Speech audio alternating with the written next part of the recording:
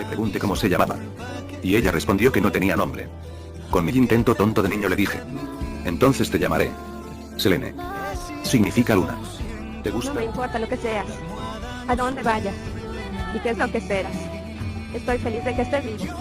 No tienes idea de cuánto te quiero sonar. Sonreía y una lágrima escurría por su mejilla. No vuelvas a dejarme. Por favor. Sé que debo recordar quién era yo, pero ahora tengo miedo de hacerlo. Ese día fui un idiota, debí escuchar más entre líneas, debí soportar sus claves y descifrarlas para ella. Pero en ese momento no pude más que decir lo que cualquier persona simple diría. Todo va a estar bien, Selene. ¿Las dejaste allí afuera? ¿Las dejaste morir?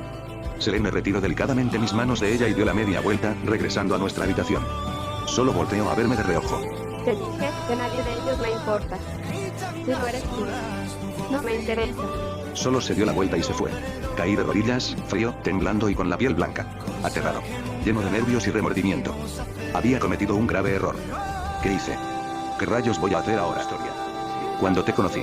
Para mí. Es maravillosa. ¿Por qué? No puedo dar más. Solo puedo depender de ti y llorar si no estás.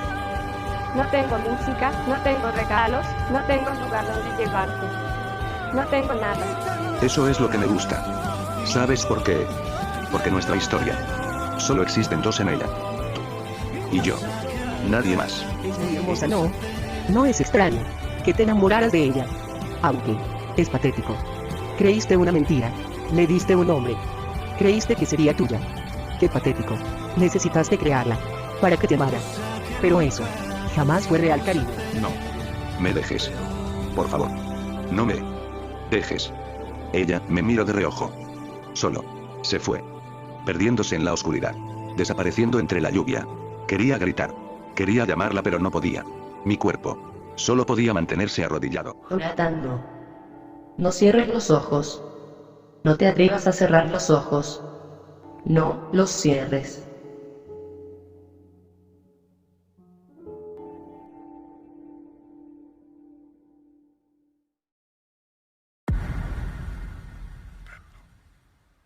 Mira hacia adelante.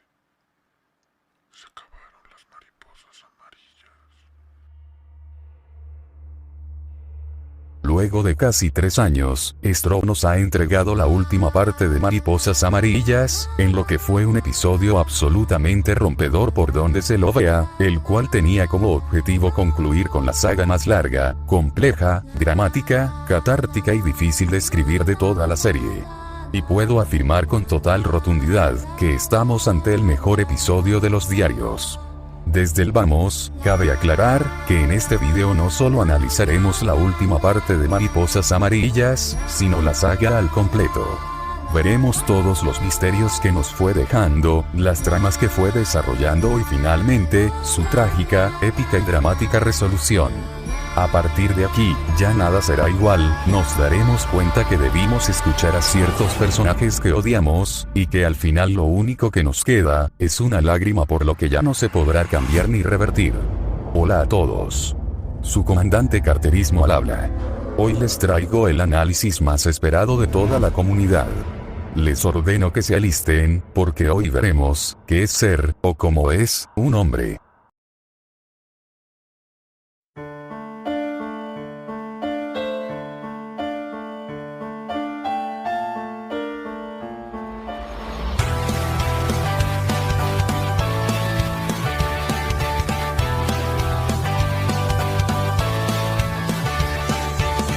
El viento intenta desplazarme, las gotas fluyen al tocarme. Tiempo, despierta ahora y...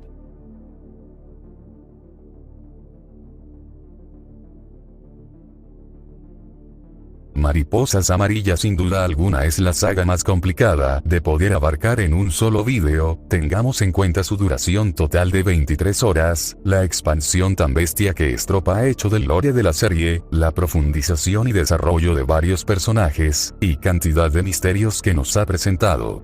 Por esa misma razón, dividiré este análisis en 5 apartados. Eulendor como escenario, el tema de los infiltrados y el manejo que se le dio. La utilización que se les dio a los personajes femeninos. La ampliación y enriquecimiento del lore. Y por último pero no menos importante, el desarrollo dado a nuestro protagonista Jonathan.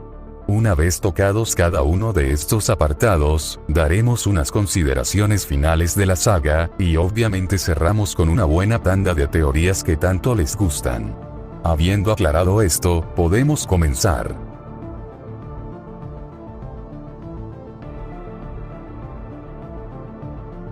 Como ustedes sabrán, la historia de los diarios se ha ido desarrollando en un sitio en concreto durante cada saga. Por ejemplo, en los primeros 8 episodios de la serie, la trama giró en torno a la ciudad de Santa Angustia, mientras que en la segunda saga, la trama se desarrolló en el Itochi. Lo mismo podría decirse en el caso del diario de Hayden, en el cual pasamos del campamento de Carter a un centro administrativo del Barón del Cuervo, a posteriormente ir a la ciudad de Santa Angustia. Mariposas Amarillas no sería la excepción, y en este caso el escenario sería en los suburbios, los cuales fueron el lugar perfecto para desarrollar una trama interesante, dramática, tensa y misteriosa. Sin duda estamos ante la zona mejor explorada y desarrollada de toda la serie. Las razones para decir esto son las siguientes. Ubicación geográfica y clima. Eulendor es una zona residencial exclusiva, que está protegida por un bosque y una cerca eléctrica en sus alrededores. Pero que esto no te engañe, los suburbios se ubican en medio de diferentes grupos, ya sean militares o de supervivientes, los cuales hacen muy difícil la tarea de ir a buscar suministros en el exterior, debido a lo peligroso de estos grupos. Un ejemplo de ello sería el dragón albino, y por otro lado también tenemos a diferentes facciones del ejército que también dificultan la tarea. Esto llegó a tal punto, que en la parte final de Mariposas Amarillas, los Taitos tuvieron que negociar con el dragón por la subsistencia de ambos. A eso sumémosle, que los nuevos Taitos demostraron estar muy poco preparados en combate, como para salir al exterior con los infectados, y ni hablar contra otro grupo de supervivientes. Otro problema muy grande que acontece en los suburbios, es el clima. Las bajas temperaturas hacen estragos en los cultivos, y en la salud de las personas. Es por eso que desde el comienzo, se nos hace hincapié en el gran error que cometió Jonathan, al traer a más gente a Eulendor, además de la estupidez que fue traer el oro, que es más inútil que Kelly. Los suburbios necesitan alimentos, medicamentos, calefacción, cultivos que sirvan como recurso renovable como plan de emergencia, a la par que mejora la seguridad de amenazas exteriores, y de un posible o posibles infiltrados. Llegados a este punto, los problemas no parecen tener una solución a largo plazo, debido a que a pesar de los intentos de Jonathan por mejorar Eulendor, las condiciones de su hogar son las que son, y aunque intente paliar la cuestión del clima con las pipas dragón, la gente se sigue cagando de frío. Aunque quiera reforzar los suburbios con guardias que patrullen la zona, él sabe que no están preparados para las amenazas de fuera, sean humanas o no. Es en ese momento, que aparece en escena un elemento tremendamente cuestionado en la comunidad, como lo es el búnker. Resulta que abajo de los suburbios, existe un búnker el cual cuenta en su haber con una gran cantidad de suministro, entre ellos comida de todo tipo, medicamentos muy variados, un invernadero repleto de cultivos, canaletas de agua limpia donde uno puede encontrar una variedad de peces comestibles, y hasta un depósito de armas. Pero si les parece poco, para rematar se puede encender la calefacción de las casas desde ahí. En efecto, esto es un plot device con patas. ¿No saben qué es un plot device? Bueno, un plot device es una herramienta o técnica de narración que se utiliza para impulsar una narrativa. En otras palabras, una conveniencia narrativa, que ayuda a avanzar a la trama.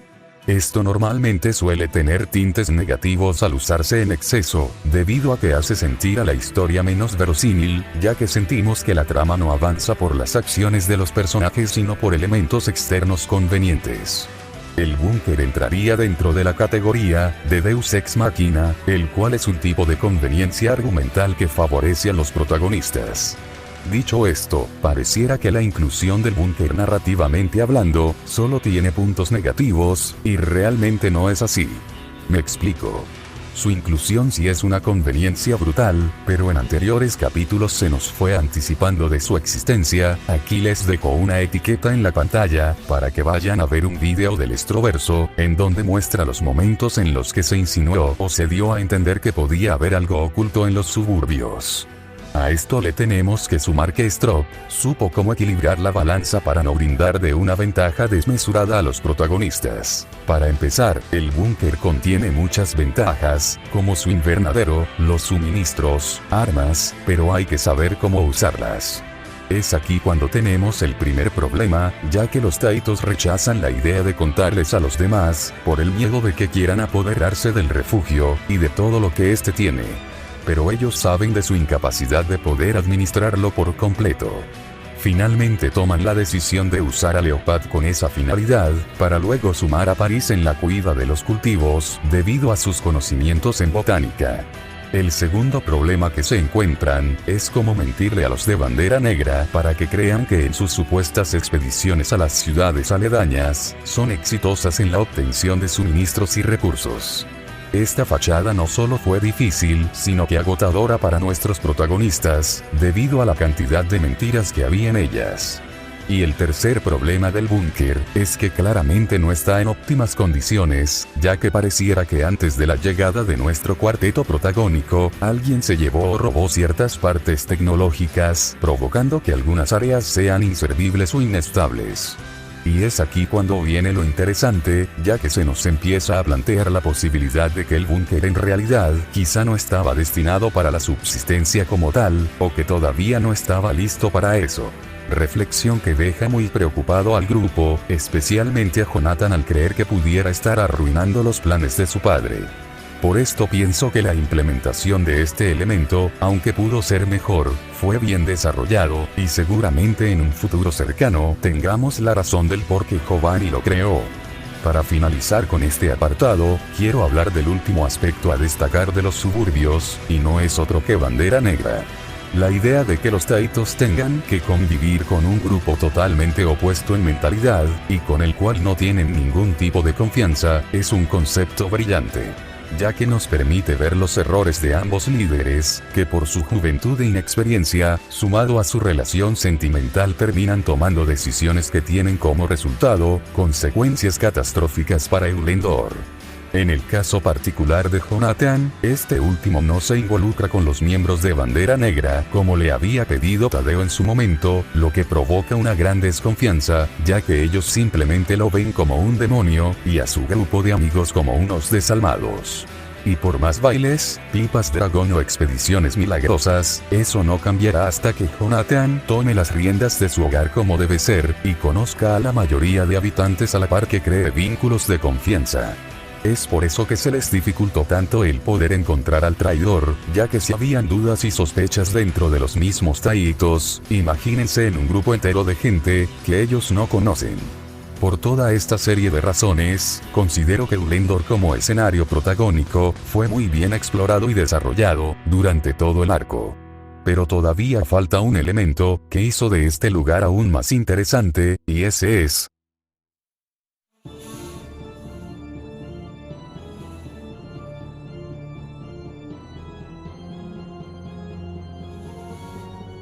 durante toda su carrera como escritor, Strop ha sido criticado por infinidad de personas, que tachan a su obra de poco interesante, cliché, y excesivamente melodramática.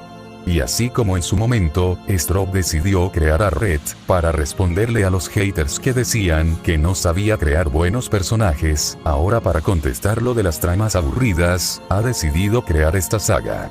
La inclusión de los traidores en Mariposas Amarillas fue un acierto brutal, ya que si no eran muchos ya los problemas en los suburbios, ahora teníamos que sumarle la existencia de un grupo de personas, las cuales estarían constantemente saboteando Eulendor, generando desconfianza y resentimiento entre Bandera Negra y los Taitos.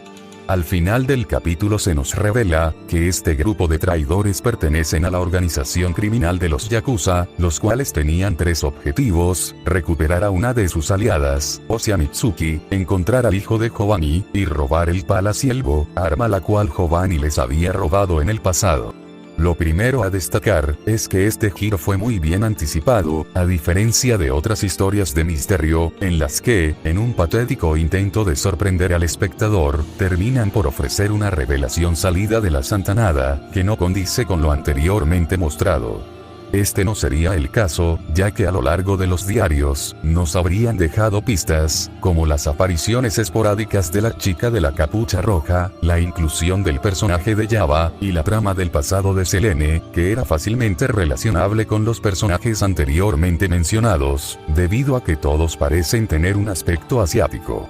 A esto le tenemos que sumar, que en algunos capítulos, como el 15 de Jonathan, o el 12 de Hayden, vemos flashbacks que nos iban dejando pistas, que nos servirían para ir armando el rompecabezas. Otro punto fuerte de esta trama, es el desafío que estos villanos le presentaron a los Taitos, ya que los obligaron a tener que usar más el cerebro, que la fuerza. Esto lo pudimos ver en muchos momentos, por ejemplo cuando Jonathan inspecciona la casa del grupo que había traído Hayden, y toma la decisión de dejar trampas alrededor, o cuando Samantha analiza los cristales rotos en la casa de los infectados, deduciendo que el traidor había traído el virus desde Asia, con el objetivo de usarlo para sabotear los suburbios. Y sin duda, mi parte favorita es cuando Jonathan usa su olfato para rastrear a los infiltrados, descubriendo que todo este tiempo, habían estado utilizando un somnífero, el cual atontaba los sentidos. Fue de esa manera, que lograron burlar con tanta facilidad las defensas de los suburbios, a la par que conseguían escabullirse sin ser notados. Lo último que quiero comentar en este apartado, es que hasta ahora, han sido con diferencia el grupo que más daño le ocasionó a Jonathan, sin contar a Insanity. Y es que la derrota que le propusieron a los Taitos y Bandera Negra, fue total. Para empezar, consiguieron robarles el Palaciervo, lograron aumentar la enemistad entre grupos, y hasta consiguieron vencer a Jonathan en el nivel 3 del modo Histeria. Pero sin duda el golpe más duro a nuestro prota, fue el haberle quitado para siempre, a su querida Selene. Y hablando de Selene.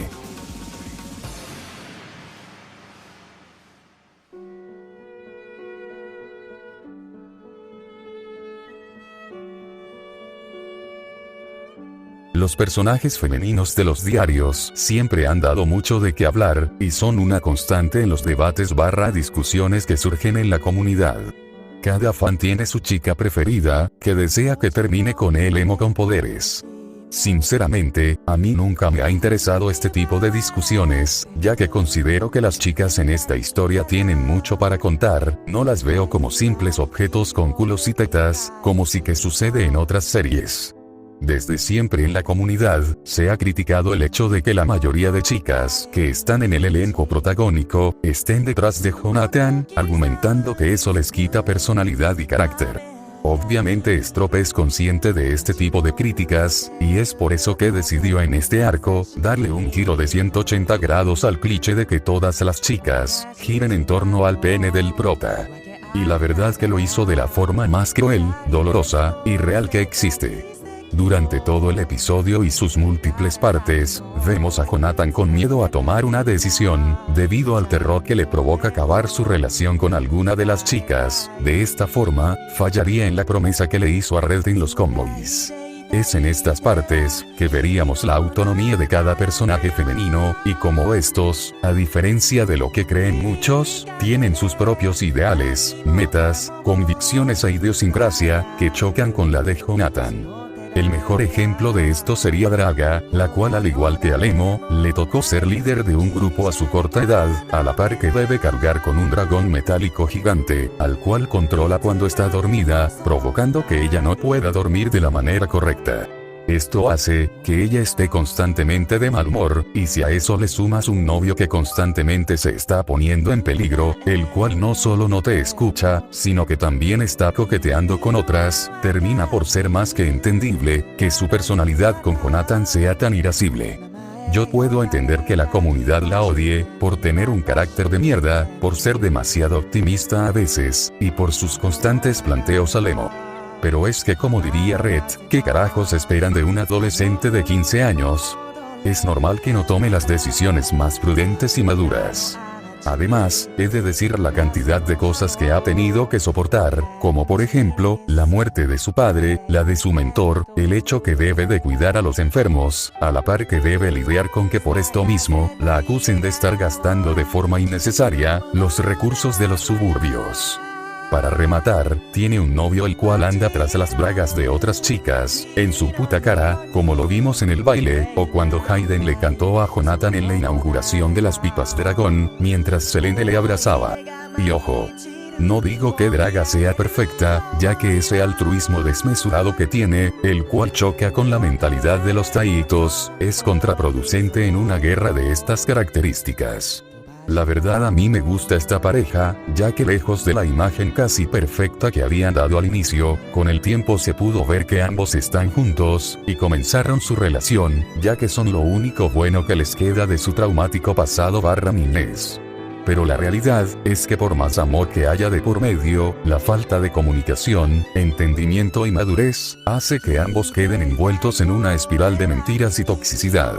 Todo concluye con el ultimátum de Draga, advirtiendo a Jonathan, que en el caso de que volviera a cometer una estupidez, ella misma cortaría con la relación, y se iría con su amigo, para grabar un video en Pornhub.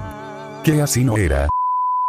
En conclusión, el personaje de Draga, aunque inició como una herramienta para hacer avanzar la trama, considero que con el desarrollo dado en esta saga, Strop consiguió volverlo uno de los mejores personajes de la serie. A partir de aquí, podría seguir hablando horas de cada personaje femenino, de cómo por ejemplo Ana con un par de diálogos le dio a entender a Lemo, que no es una idiota que estará detrás de él ciegamente. También podría hablarles de la relación de dependencia emocional que tiene con Hayden, o del amor desinteresado que le muestra Samantha. Pero creo que el punto ha quedado bastante claro. Los personajes femeninos de esta serie, en su mayoría han sido bien construidos, ya que tienen su propia personalidad, forma de ser y autonomía, por encima de lo que decida hacer nuestro protagonista.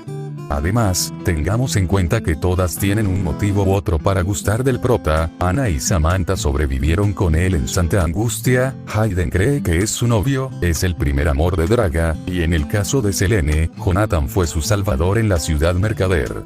Ahora que me pongo a pensar, si en un futuro Paris se enamora de Jonathan, creo que estaría perfectamente justificado, teniendo en cuenta que este último la salvó, y le está enseñando a quererse a sí misma. Antes de concluir con este apartado, quiero centrarme en un personaje femenino, que tomó el rol coprotagónico en este arco. Este personaje no es otro que Selene. Debo admitir que este personaje nunca me gustó, ya que la veía como una simple yandere que estaba enamorada del prota, porque este la rescató. Un personaje simple y llanamente vacío, que solo giraba alrededor de la verga de Lemo. Pero con el tiempo, fuimos viendo más de su personalidad, su pasado, y sus problemas emocionales, aspectos los cuales, la hicieron un personaje verdaderamente complejo de analizar. Strop consiguió darle vuelta al tropo de la chica que se enamora del protagonista porque sí, y lo hizo de la forma más cruel que pudo. Con el tiempo, nos dimos cuenta que el clon de Jonathan en el capítulo 12, tuvo razón. Escupía sangre mientras se reía. Y al voltear el rostro a verme, su cara había cambiado nuevamente. Y esta vez, era Selene quien estaba en ese cuerpo. Por favor, no me dejes. Me prometiste protegerme por siempre. Me prometiste que no me dejarías morir. Amor de un solo día que nadie podía creer. Amor a primera vista inexistente, pero tú crees en él.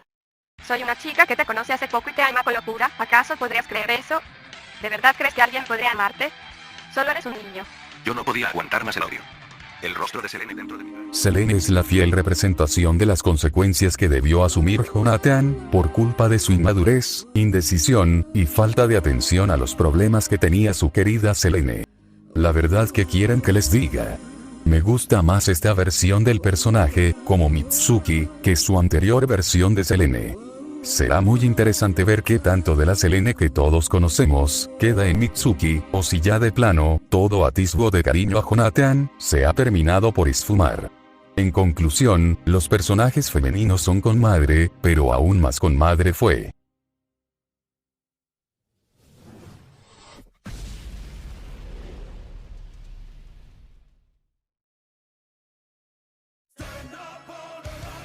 Si algo ha caracterizado desde siempre a los diarios, es la vastísima cantidad de tramas, personajes, grupos, misterios, elementos, etc., que sirven como caldo de cultivo, para enriquecer la historia de la serie. Si nos ponemos a pensar, tiene sentido que el mundo de los diarios sea tan complejo, ya que Strop, a la hora de escribir su historia, usó de base a la famosa caricatura de Hora de Aventura, la cual es conocida por tener uno de los universos más complejos y vastos de la ficción.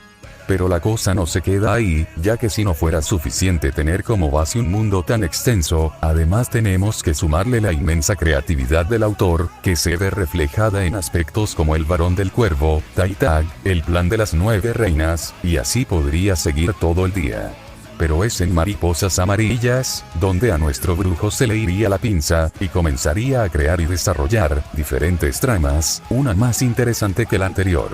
Algunas de las más destacadas son la trama de si Jonathan es o no el hijo de Giovanni, todo el tema de los dragones dentro de Histeria, la amenaza de Minerva y Taitag hacia los Taitos y la mafia de Giovanni, sin olvidar algunas de las mencionadas en los apartados anteriores, como por ejemplo, el búnker, los yakuza, etc. Pero si esto no fuera poco, el cabrón de Strop te mete pequeños misterios sin respuesta aparente, tal es el caso del Ilsen, el cual fue implantado a Draga sabrá Dios por qué, el pasado de Red contado en fragmentos que debemos terminar uniendo, o los movimientos que están haciendo diferentes facciones de la guerra, con los cuales el autor busca que nos demos una idea de lo que ocurre afuera de los suburbios. Todo lo mencionado ayuda de gran manera a construir un mundo complejo, lleno de misterios los cuales con el tiempo, tendremos que ir descubriendo junto a nuestro protagonista. Y ya que hablamos de Dulcinea,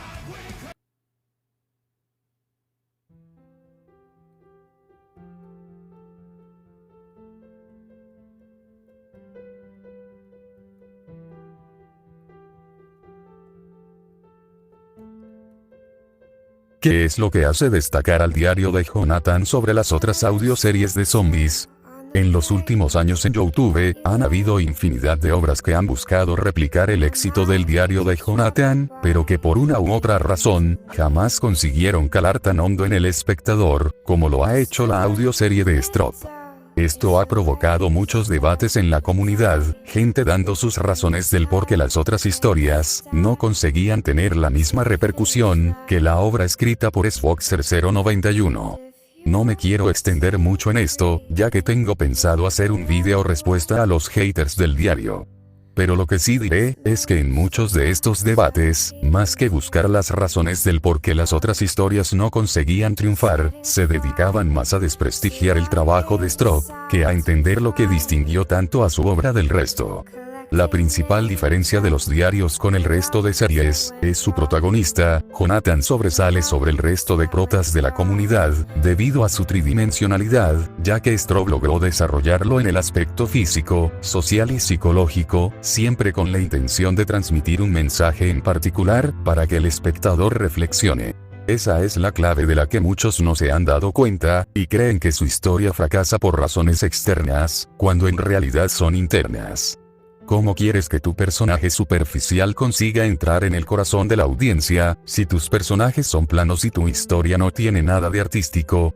Muchos de estos críticos entienden esto a la perfección, pero jamás lo admitirán, y es ese negacionismo el que les lleva a criticar por activa y por pasiva al personaje de Jonathan. Desde 2013 hasta ahora, no hemos parado de ver críticas y comentarios, tales como que nuestro rubio es un Gary Stu, que se saca habilidades del culo, que tienen un harem detrás, como típico prota de anime, y el ataque más fuerte de todos, que es imposible empatizar con el personaje de Jonathan. Vamos a ir punto por punto. Para empezar, muchas de estas críticas se centran en los primeros arcos, ignorando por completo el progreso y mejora que ha tenido el personaje con el pasar de los episodios. Por ejemplo, con respecto al tema de los poderes de Jonathan, es cierto que en los primeros capítulos, él llegó a tener habilidades sumamente rotas e incomprensibles para un chico de su edad. Esto se debió a que en las primeras sagas, Jonathan estaba rodeado de dos incompetentes para sobrevivir, como lo son Kelly y Cedric. Fue esto lo que hizo que Strop tuviese que concederle todo tipo de habilidades al emo, para que la trama pudiese avanzar. Con la inclusión de personajes como Red, y la fundación de los Taitos como grupo, Strop pudo ir corrigiendo esto, al rodear a Jonathan de camaradas verdaderamente competentes, que le permitían no tener que hacer todo por su cuenta. Pero sería en esta saga cuando las habilidades de Jonathan serían puestas a prueba, ya que luego de su pelea con Hagen, nuestro emo quedaría totalmente limitado de sus capacidades físicas, debido que su cuerpo ahora es el de un chico de 17 años, con lo que todo eso conlleva. Es por eso que durante todo Mariposas Amarillas, veríamos a Jonathan entrenando para mejorar sus capacidades en combate, ya que él sabe que si no lo hace, cuando llegue a enfrentar a un portador que sí que sepa pelear, como Carter, sus posibilidades de victoria serían nulas. Pero su físico no sería el único aspecto por el cual preocuparse, sino también del bienestar de Histeria, que al igual que él, habría quedado debilitada luego del combate contra Flamitas. Solo que ella, a diferencia de otras ocasiones, donde simplemente desaparecía por un tiempo hasta nuevo aviso, ahora necesita que el emo la alimente, ya sea con materiales como el hierro, metal, madera o hasta con los cuerpos de los seres humanos, ya sea de vivos o con los caminantes. El punto clímax de este problema llega cuando Jonathan es metido por Histeria al ultratiempo, donde es obligado a vagar por semanas en búsqueda de comida, mientras se desfallece en el proceso. Esto termina con Dulcinea devorando la mitad de los suministros, demostrando que si bien es cierto que los poderes de Histeria son una gran ventaja a favor de Jonathan y su grupo, Strop supo cómo balancear esto, castigando a nuestro protagonista por su irresponsabilidad al usar los niveles del modo Histeria, y por no haberle hecho caso a esta última cuando le dijo que debía matar a Hagen. Por todo esto pienso que Jonathan no es un Gary Stu. Prosiguiendo, tenemos el tema de la Ren, del cual ya hablamos con anterioridad, en el apartado de los personajes femeninos. Pero aquí no hablaré de un personaje en particular, sino el cómo cada uno buscó aportar al mensaje que Strop nos ha querido transmitir con la trama de las parejas. Como mencioné al inicio del video, esta saga trata de cómo Jonathan busca convertirse en el hombre que todos necesitan, dándose cuenta en el camino que él no pasa de ser un niño el cual solo busca la aprobación de los demás, debido a la falta de cariño que recibió en su infancia, razón por la cual al perder a sus padres, buscó constantemente llenar ese vacío con los bibliotecarios, para posteriormente hacerlo con los Este es el motivo por el cual no logra elegir a una de las chicas, terminando por jugar con los sentimientos de todas, cosa que tendría consecuencias severas para todos, tal y como lo predijo Red en el capítulo 17. Pero no puedes ir por la vida actuando como un imbécil enamorando a alguien y deseando que te espere hasta que decidas amarle. Tampoco puedes obligar a alguien a que te ame de la misma manera. Yo lo sé. Y lo supe muy tarde. Ama a alguien. Y ella me amaba igual. Pero yo creí que podía ser un niño todo el tiempo. Y decirle que algún día estaría listo para hacer lo que debía hacer. Y ahora. Estoy solo. Hagas lo que hagas. No juegues con el corazón de estas chicas. Porque ellas tienen un amor real. Y esperan uno igual. No juegues a fingir que sientes lo mismo. Un hombre de verdad no juega con los sentimientos. No tiene varias parejas, no enamora a quien quiere que se quede atada y luego la deja sola. Eso solo lo hace un cobarde. ¿Por qué tengo que decidir todo ahora? ¿Qué tan importante es mi respuesta? No dije que ahora. Pero debe ser pronto. A mí no me interesa la respuesta. Pero a ellas.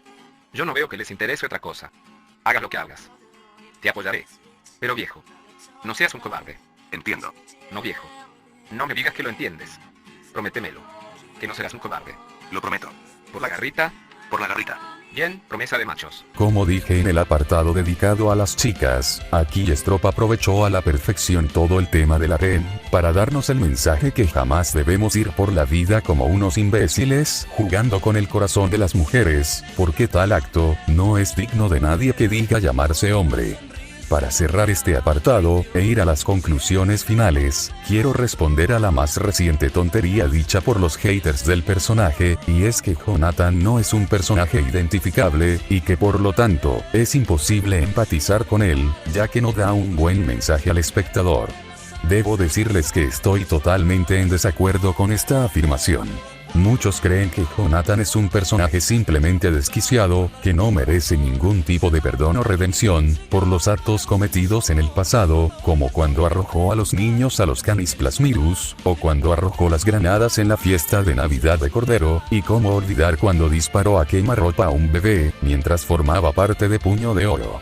Si bien, todos estamos de acuerdo que estos actos son abominables, hay algo que se les olvida a la hora de analizar las acciones de Jonathan, y es que nuestro protagonista no es un héroe. Es simplemente un niño de 14 años, el cual se ve inmerso en un apocalipsis zombie, en el que ve morir a sus seres más cercanos. Con esto no busco justificar sus acciones, pero les planteo la siguiente pregunta. ¿Cómo actuarían ustedes ante las situaciones que vivió Jonathan? ¿Hubieran elegido no arrojar a los bebés, aunque eso le costaría la vida a tus padres y a ti mismo? ¿Hubieras elegido no matar a aquel bebé, aún sabiendo que tomando esa decisión, es probable que mataran a la gente de tu grupo? Es muy fácil cuestionar cada uno de sus actos, pero habría que ver lo que nosotros haríamos, de estar en su situación. Jonathan sabe de sus errores, estos lo persiguen constantemente, y aún así intenta seguir adelante por su gente. Es en este momento que nos damos cuenta que él busca constantemente la redención y paz consigo mismo, con el objetivo de ser ese líder que todos necesitan. Me parece más fácil empatizar con un personaje así, que con el típico protagonista perfecto, con un sentido de la justicia intachable, que nunca se cuestiona sobre su moralidad, y que es creado, con el objetivo de que nos identifiquemos con él, para que nos inspiremos a superarnos en nuestros problemas, como ellos lo hacen. Pero Jonathan no es así. El autor quiere que nos identifiquemos, pero no para que nos sintamos super badasses, sino para que reflexionemos con las imperfecciones del emo, que en muchos casos nos recuerdan a las nuestras. ¿O acaso me vas a decir que jamás te equivocaste, que nunca mentiste por amor? ¿Que por tu inmadurez en algún momento no te permitió escuchar los problemas que tenían los demás? ¿Que en algún momento por miedo no hiciste algo, y luego te arrepentiste? ¿Verdad que te identificas con muchas de estas situaciones? ¿No? Pues te acabo de describir algunos de los dilemas que atraviesa Jonathan en su camino. Con esto último, creo que ha quedado bastante claro mi punto. Por lo tanto, llegó el momento de ir a las consideraciones finales.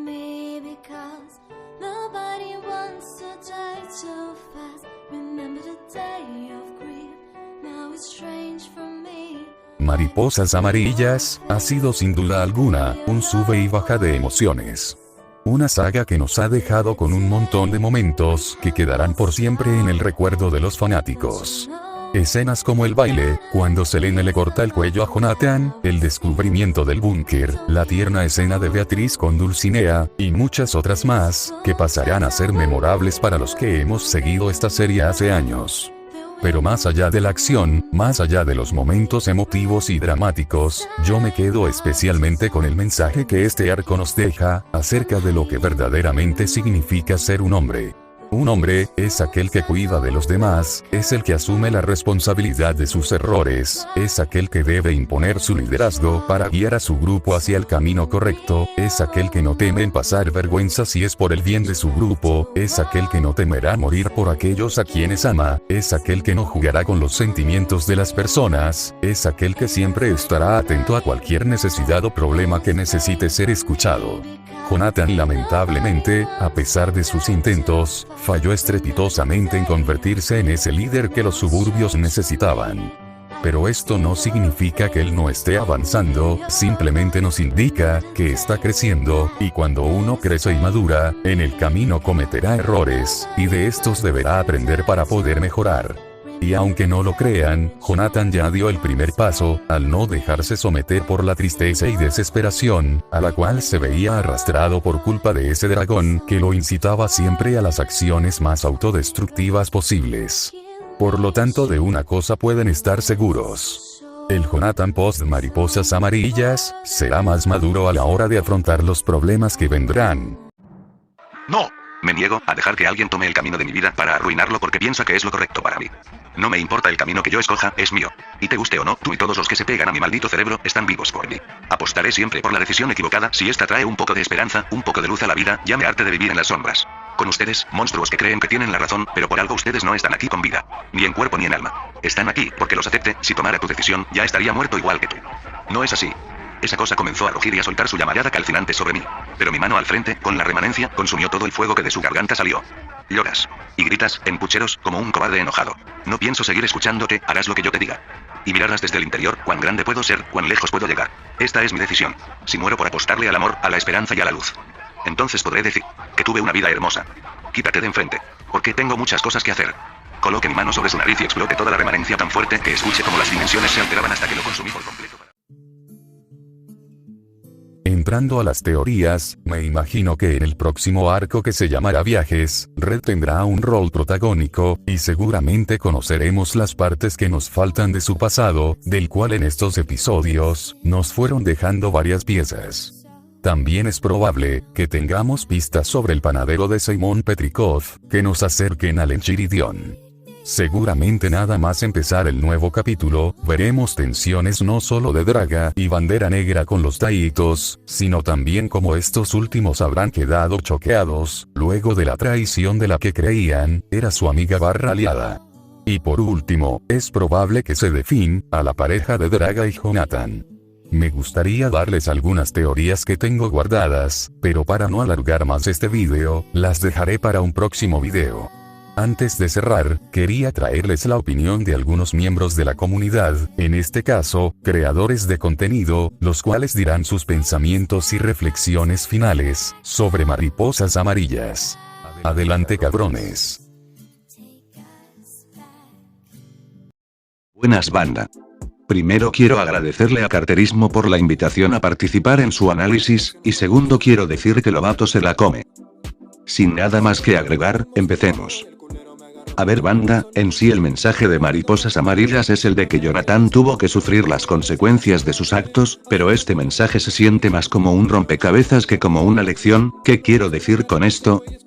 Bueno, cuando uno ve una obra de ficción usualmente se nos va explicando durante el transcurso el mensaje de este, algo así como un manual que te explica paso a paso el procedimiento para armar algo, pero siento que Mariposas Amarillas es más bien un cubo Rubik que tengo que descifrar para entender el mensaje. Y uno de los motivos es la relación de Jonathan con Draga. En teoría es esa primera relación sería que si bien no acaba bien uno aprende de esta, pero si les soy sincero banda, en lo único que le doy la razón a esta morra es que Jonathan es un pito loco que no sabe respetar una relación. En el resto del arco me parece más bien una morra berrinchuda que otra cosa. Bueno banda, podría explicar más, pero tengo el tiempo limitado. Cámara se la lavan y se hacen un té con lo que salga. La saga de Mariposas Amarillas es una por las cuales está repleta de distintos tipos de emociones, dependiendo del momento en el que se esté hablando incluso. Puede llegar a transmitirles uno o más sentimientos. Pero no solo eso. Esta saga sin duda ha marcado ya un antes y un después. Tanto para los personajes en sí, como para los espectadores. Desde el inicio de esta saga, poco a poco comenzó a construirse el terreno por el cual culminaría la misma. Y aunque muchos sabíamos cuál sería la recta final y quién sería verdaderamente el Judas en la historia, aún así, no deja de impactar a uno con el final. Especialmente, cuando escuchamos cómo no solo nuestro protagonista fue el que sufrió en el combate final, sino que incluso nuestros coprotagonistas también sufrieron de cierta manera pérdidas. Sin duda alguna. Algo así solo podría ser conseguido por una buena narrativa y construcción del conflicto y el cómo culminaría, dejándonos pistas en cada momento de los capítulos. Quiero agradecer a los invitados por su aportación al video. En la descripción tendrán los links a sus respectivos canales. Antes de irme, quería agradecerte a ti mi querido espectador, que sigues viendo mis videos, a pesar de mi ausencia. Una de las razones por las que tomé la decisión de volver, fue por ustedes.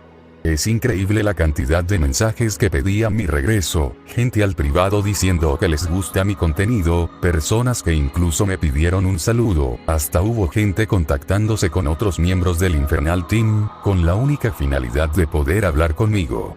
Como si fuera poco, en mi tiempo de inactividad conseguí llegar a los 1000 suscriptores, cifra que veía imposible cuando subí mi primer video del diario. De verdad, gracias. Saber que en mi corto tiempo en la comunidad, pude generar que tanta gente decidiese seguirme, me llena de felicidad. Pero bueno, basta de cursilerías. Soy su comandante Carterismo. Y recuerden dejar su like, suscripción, y comentario opinando del video. Nos veremos en una próxima entrega. Chao.